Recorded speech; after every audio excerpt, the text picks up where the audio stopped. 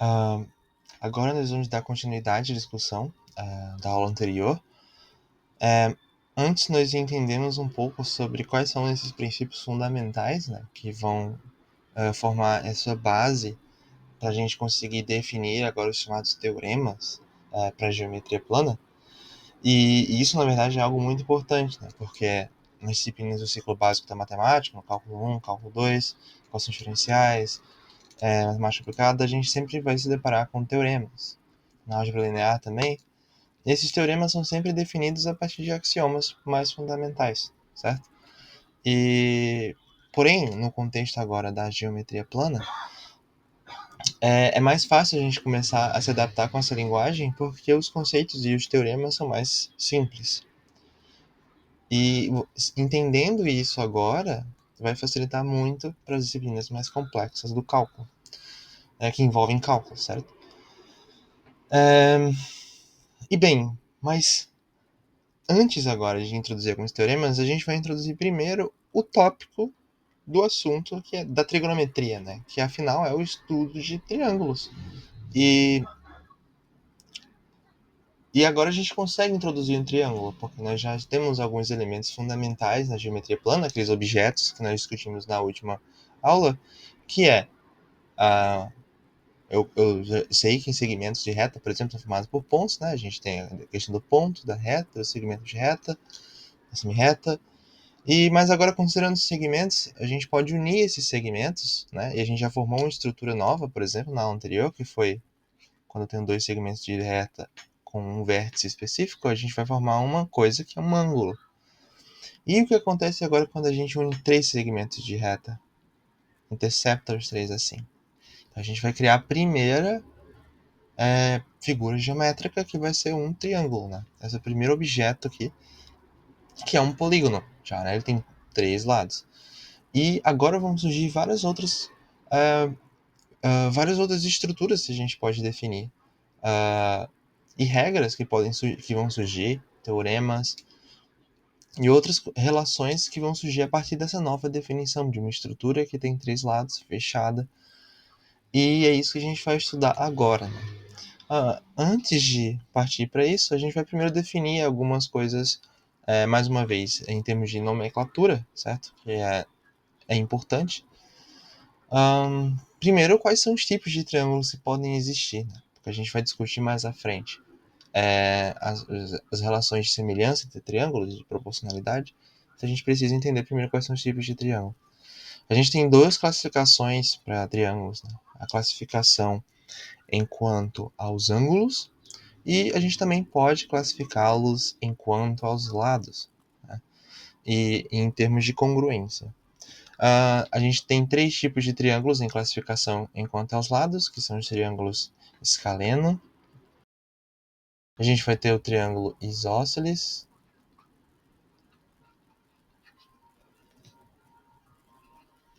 E vamos ter também o triângulo equilátero. Equilátero. Tá?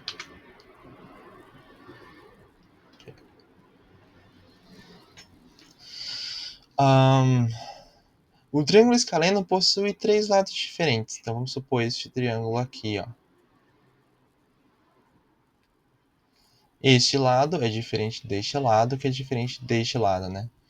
E a gente usa esses tracinhos para tentar indicar a congruência entre os lados. Aqui os três lados eles são diferentes, portanto a gente usa a classificação com tracinhos com uma quantidade de tracinhos distintas. Já no triângulo isósceles a gente vai ter uma coisa que é aproximadamente assim. Aqui. Então vamos supor que esses dois lados são iguais e aqui a gente obtém um triângulo isósceles, né? Se a gente marcar um quadradinho aqui em cima desses três vértices, esses dois lados são iguais, né? E este daqui é diferente, certo? Esse aqui é um triângulo isósceles. E a gente também tem um triângulo equilátero, que daí todos os lados vão ser iguais. Então vamos tentar fazer um pouquinho mais esticado aqui. E todos os lados do triângulo equilátero são congruentes, certo? Então, a classificação do triângulo enquanto essas três categorias, escaleno, isósceles e equilátero. A gente também vai poder classificar os triângulos enquanto aos ângulos, né? A gente tem o famoso triângulo retângulo, que vai ser o nosso foco aqui na trigonometria, certo? Porque ele tem umas propriedades muito importantes que a gente vai demonstrar. E vai ser útil saber dessas propriedades, dessas relações, né, do triângulo retângulo, porque elas são essenciais para a gente escrever muita coisa na matemática, apesar de serem extremamente básicas, né? Então essa é a primeira classificação de um triângulo enquanto ao ângulo, triângulo retângulo. Um triângulo retângulo, ele é formado por dois ângulos, formado por um ângulo reto e dois ângulos agudos, né? Esses dois ângulos aqui são agudos, são sempre menores do que 90 graus, maiores que 0 graus. A gente também pode classificar os triângulos enquanto aos ângulos com outras denominações, por exemplo, um triângulo obtusângulo. Um triângulo obtusângulo é formado. Deixa eu só fazer. O triângulo obtusângulo é formado por um ângulo obtuso e dois ângulos agudos, por exemplo. E a gente também tem um triângulo acutângulo, certo? Por exemplo, um triângulo equilátero, ele tem três ângulos agudos, como esse aqui em cima que eu desenhei. Três ângulos menores de 60, três ângulos de 60 graus, né, no triângulo equilátero. A gente vai ver isso ainda depois. Mas como são três ângulos menores do que 90 graus, maiores do que 0 graus, eles são classificados como ângulos agudos. Então esse triângulo é retângulo, esse é obtusângulo, e esse é acutângulo.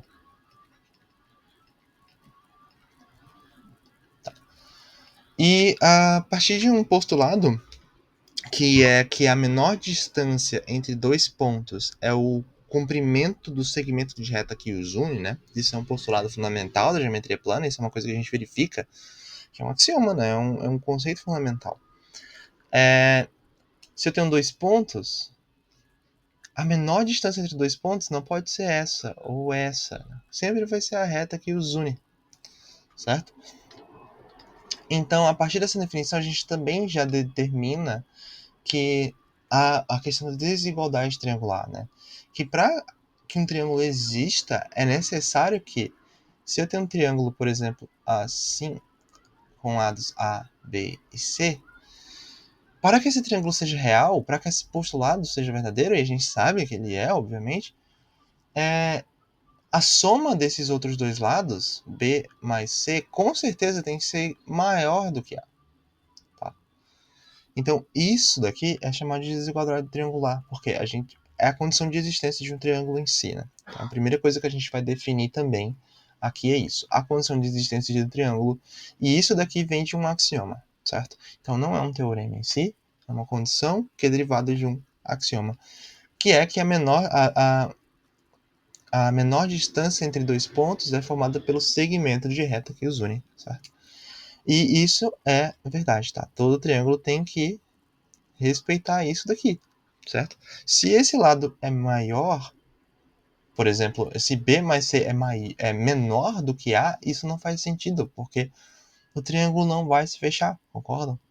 Então é como se eu tirasse um pedaço aqui. Não daria para fechar esse triângulo, ele não seria um triângulo, né? Eles seriam alguns segmentos associados, mas não formariam um polígono fechado. E essa condição garante que esse triângulo seja um polígono fechado, certo? A partir dessa definição, agora a gente pode definir um primeiro teorema, que também é chamado da primeira lei de Thales, certo? Que é que a soma dos ângulos internos de um triângulo qualquer sempre deve ser 180 graus. E daí você se pergunta, por que isso, né? Imagina que você está lá nessa época, lá na Grécia Antiga, e você está medindo os ângulos de um triângulo, isso diretamente, né, experimentalmente. E você vê que, independentemente da maneira como você arranja um triângulo qualquer, a medida dos ângulos dele sempre vai resultar numa soma. No caso dos ângulos internos, sempre vai resultar numa soma que é igual a 180 graus. E daí você pode até dizer, mas tá, será que isso é verdade para todas as combinações possíveis de triângulo que eu construa, com comprimentos diferentes, com lados variando em comprimentos diferentes? E para poder generalizar isso, a gente tem que utilizar axiomas mais simples, né, conceitos fundamentais, e estruturá-los de uma maneira a verificar a minha hipótese. Será, né, que isso sempre vai ser verdade? E quando a gente faz isso, a gente desenvolve uma tese e, por fim, um teorema. E o teorema vai ser uma conclusão, utilizando aqueles conceitos mais simples, tá? Então, utilizando o conceito que a gente viu anteriormente, né, que é aquele de quando a gente tinha duas retas paralelas, assim, tá?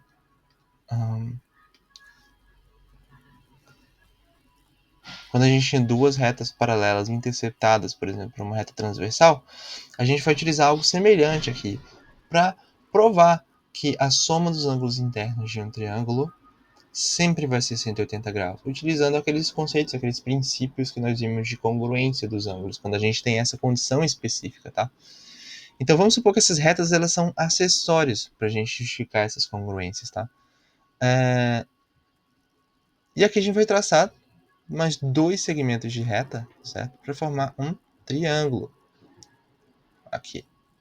Opa. Que a gente dá para consertar. Pronto. Então agora a gente tem um triângulo aqui, certo? Vamos chamar esses três ângulos aqui, né, de alfa, de beta e de gama, por exemplo. E tem uma coisa interessante aqui. Tomando o que nós vimos anteriormente, a gente sabe que este ângulo alfa e este ângulo aqui, ó, eles são alternos internos. E a gente já viu que ângulos alternos internos, quando a gente tem essa condição de ter um segmento de reta que intercepta duas retas paralelas, né? Esses ângulos alternos internos são congruentes. Então esse ângulo é um ângulo alfa, tá? E este ângulo aqui e este ângulo aqui, eles também são alternos, certo? Então este ângulo aqui é o beta, ok? De tal maneira que a gente sabe que uma reta define um ângulo, por exemplo, um segmento de reta define um ângulo de 180 graus. Então, é lógico, então, que alfa mais beta mais, mais gama deve ser igual a 180 graus, né? E isso aqui é verdade, certo? Então, esse é um dos primeiros teoremas, ou uma lei fundamental, que a gente já utiliza utilizando alguns axiomas simples. E é que a soma dos ângulos internos de um triângulo deve ser sempre igual a 180 graus. E isso aqui vai ser extremamente útil, né, para tudo que a gente for demonstrar na trigonometria. Outra coisa importante também é o teorema do ângulo externo de um triângulo, né, que quando a gente tem um triângulo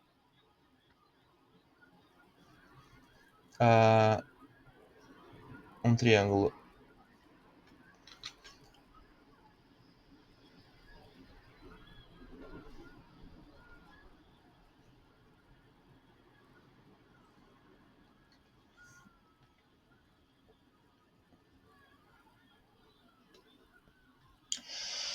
quando a gente tem um triângulo assim, veja bem, a gente pode, por exemplo, estender um desses lados do triângulo, ok? Estender um desses lados aqui um pouco, ó, fazendo um traçozinho aqui, de tal maneira que eu tenho, por exemplo, esse ângulo alfa, esse ângulo beta aqui, esse ângulo, vou chamar aqui de gama, certo? A gente sabe que este ângulo aqui, se a gente imaginar essa extensão do lado, né? Deixa eu só consertar um pouquinho aqui. Uma extensão desse lado aqui, e isso é muito comum na geometria, a gente imaginar alguns segmentos de reta para criar congruências, né? E a gente conseguir resolver um problema ou analisar uma situação geométrica. Então, fazendo essa extensão desse lado, a gente observa aqui que vai ter um ângulo, né? E esse ângulo é um ângulo suplementar do ângulo gama, ok? Primeira coisa que a gente já sabe, é ângulo suplementar. Se eu chamar esse ângulo aqui de θ, eu sei que θ mais gama é 180 graus, certo? Mas ao mesmo tempo, eu sei que alfa mais beta mais gama deve também ser 180 graus, certo? Então, veja, o que eu quero fazer? Eu quero demonstrar o teorema do ângulo externo, certo? Que o ângulo externo, no caso, esse termo enuncia que o ângulo externo de um triângulo qualquer, que é a extensão de um dos lados de um triângulo, o ângulo que ele faz, um lado do triângulo faz com a extensão do outro, certo? Isso daqui deve ser a soma dos ângulos opostos ao ângulo adjacente a esse ângulo aqui, certo? Ao ângulo gama, no caso. Então, e a gente quer demonstrar isso, ok? Então, como é que isso ocorre, certo? A gente vai ter que isolar esse ângulo θ aqui em termos dos outros ângulos. Então, gama vai ser igual a 180 graus, tá? Menos alfa menos beta. E substituindo a gama nesta equação aqui, ok? Nós obteremos θ mais 180 graus menos alfa menos beta. Isso vai ser igual também a 180 graus, tá? Substituindo esta equação nesta equação aqui, certo? Então, isso cancela-se e nós obtemos agora, né, passando esses valores com esses ângulos aqui com sinais negativos para o outro lado sinal positivo, isso vai ser igual a alfa mais beta, tá? Ou então, somando alfa mais beta nos dois lados da igualdade, a gente obtém isso. E esse aqui já é outro teorema, por exemplo. A gente utilizou conceitos fundamentais, que foi este conceito aqui anterior, tá? Que a soma dos ângulos internos de triângulo retângulo deve ser sempre igual a 180 graus. E mais a questão de definição de ângulos adjacentes, que eles são, nesse caso aqui, são ângulos suplementares.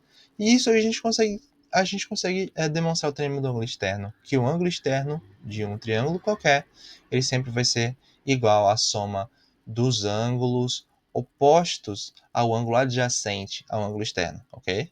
Então, é um teorema um pouco comprido, mas já é uma outra conclusão que a gente tira de conceitos mais simples. E assim a gente vai construindo, né? Ainda isso aqui é um teorema bastante simples, esse também é. Mas a gente já consegue construir isso a partir dos axiomas fundamentais que a gente viu anteriormente, tá? Então, dando sequência agora, passando mais, saindo um pouco da geometria plana, agora a gente quer entrar ou tentar começar a discutir a trigonometria, certo? E o foco da trigonometria vai ser o estudo de triângulos retângulos, ok? Mas antes de irmos, ainda assim, para o triângulo retângulo em si, ainda tem mais algumas características importantes que a gente tem que discutir, que são as sevianas, certo? Então, sevianas são segmentos específicos que vão ser fundamentais para nós operarmos com triângulos. E essas sevianas, por exemplo, são, tá? Deixa eu só desenhar um outro triângulo aqui.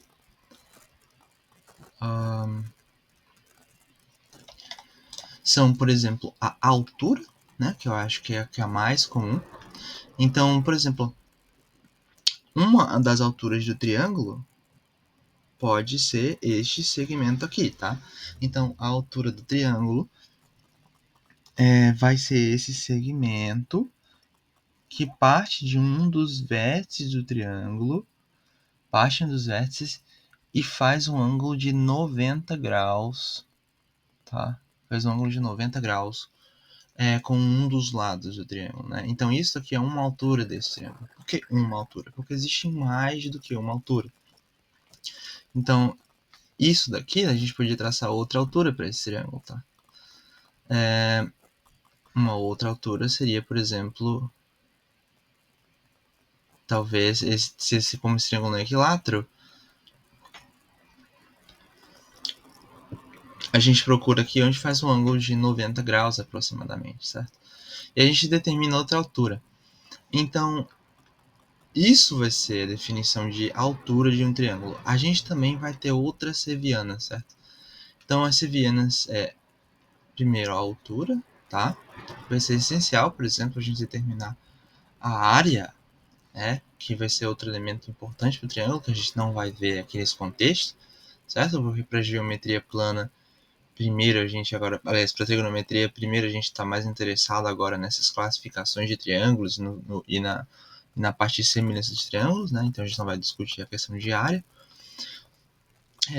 Então, uma das sevianas importantes é a altura, certo? A mediana, né? Já a mediana vai ser um segmento que parte de um dos vértices do triângulo e ela vai conectar o ponto médio entre o ponto médio de um dos lados opostos, certo? Do triângulo. Então esse é chamado de mediana. Se isso daqui vai ficar igual a isso daqui, tá? Então esse segmento aqui é chamado de mediana. Então a gente vai ter a altura mediana, também temos a bissetriz. E a bissetriz vai ser um segmento de reta que, supondo que isso seja aqui um ângulo de 60 graus, tá? Ela vai dividir esse ângulo em dois ângulos de 30 graus, certo? No caso de um triângulo equilátero, por exemplo, a altura vai coincidir com a mediana e também coincide com a bissetriz, certo? No caso de um triângulo equilátero, a gente tem uma simetria máxima. E todas essas sevianas, elas serão o mesmo segmento de reta, né? Mas em triângulos quaisquer, não, certo? Então, eles vão diferir, tá? Então, a gente vai ter a altura, a mediana, a bissetriz e a mediatriz também, que é outro segmento importante. Já esse segmento ele é diferente, ele vai ser simplesmente um segmento que passa pelo ponto médio fazendo um ângulo de 90 graus. Então ele não necessariamente tem a condição de se originar em um dos vértices, ele só é um segmento que passa por um dos lados, no ponto médio daquele lado, fazendo um ângulo de 90 graus, certo? É a mediatriz. Essas daqui são as sevianas. E só mais uma coisa, que geralmente não é muito discutido no ensino médio com esse nome aqui. Essas sevianas, elas definem pontos notáveis no triângulo. Porque quando a gente intercepta, por exemplo, as medianas, né, que são essas retas que partem de um vértice e vão até o ponto médio, isso determina um ponto notável no triângulo, que é, por exemplo, o baricentro, né? Interseção das bissetrizes vai formar o incentro. Enfim, a interseção das alturas vai formar o ortocentro. E, enfim, dando sequência agora, vamos ver outro conceito bastante importante, que é o conceito de semelhança, né, de triângulos. E o que significa isso, né? Os triângulos são semelhantes, claro, mas não exatamente iguais, tá? É isso que a gente vai discutir.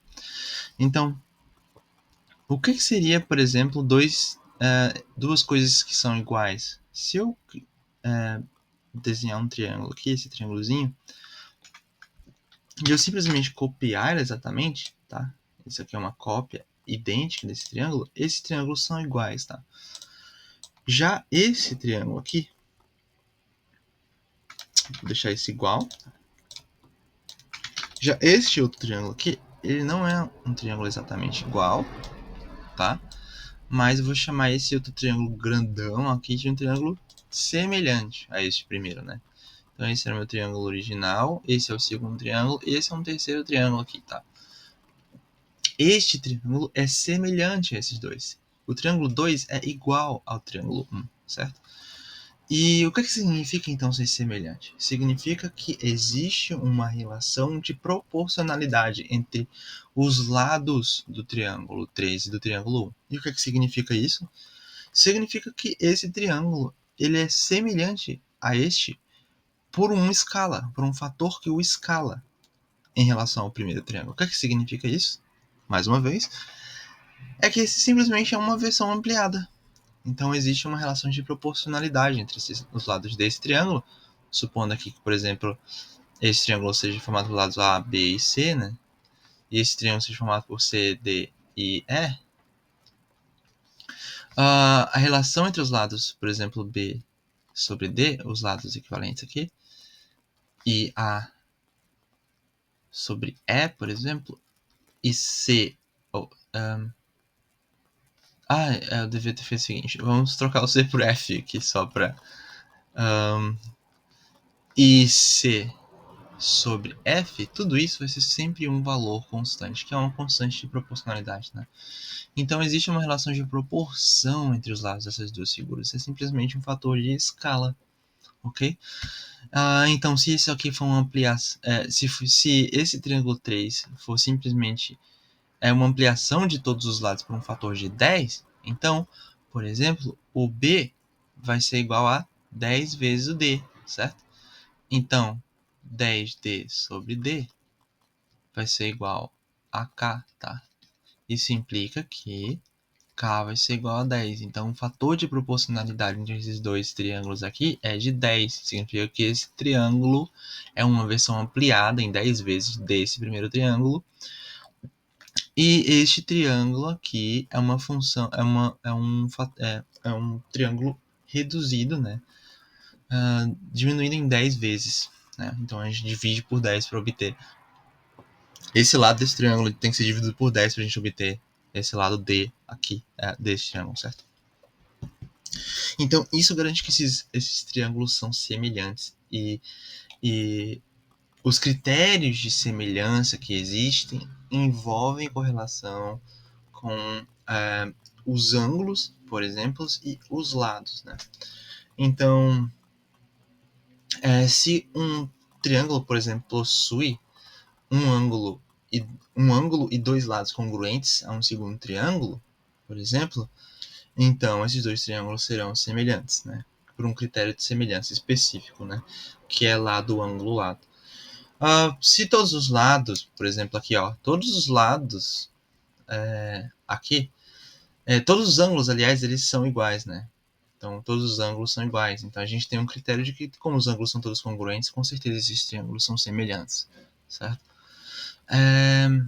E a gente vai ter alguns critérios de semelhança, né? E isso eu recomendo fazer uma revisão mais detalhada com livros de geometria plana, mas é importante entender este conceito de semelhança de triângulos para a gente partir para as demonstrações da trigonometria.